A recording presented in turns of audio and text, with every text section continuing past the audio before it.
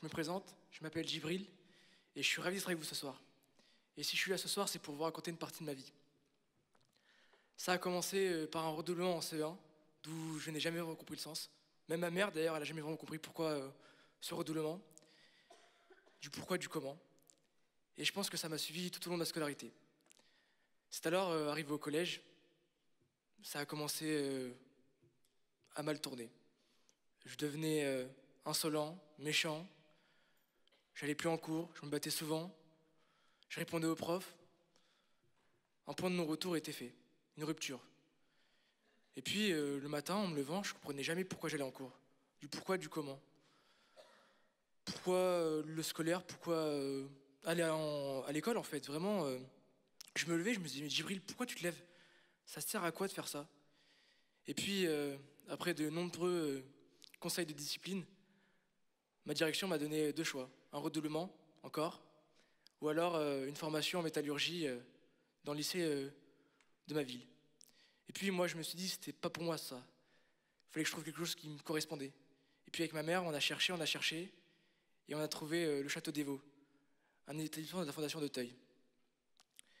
Et quand je suis arrivé au château, déjà, je me suis pris une claque monumentale en voyant le cadre, parce que c'est vraiment magnifique. Et puis au-delà du cadre visuel, les gens qui sont là-bas, les éducateurs, les professeurs, sont vraiment là pour nous et ils sont là pour nous aider. Et maintenant, au bout de 4 ans passés à la fondation, j'ai travaillé sur moi-même avec les éducateurs. Et quand j'en parle maintenant à diverses personnes, je pense toujours à un éducateur en particulier, David, qui m'a toujours soutenu. Il m'a apporté de la bienveillance, de la confiance, de la maturité, du respect, de la discipline.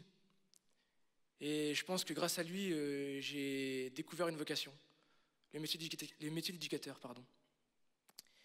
Et je pense que j'ai l'amour de ce métier et j'aimerais rendre la monnaie de la pièce à la fondation en étant être éducateur. Pardon, excusez-moi. Avant de vous laisser, j'aimerais vous laisser un message à vous, professeurs, même vous, adultes. Ne nous lâchez pas, ne nous abandonnez pas, faites-nous confiance, car votre confiance peut sauver des vies. Pour ma part, la Fondation a sauvé la mienne. Merci beaucoup.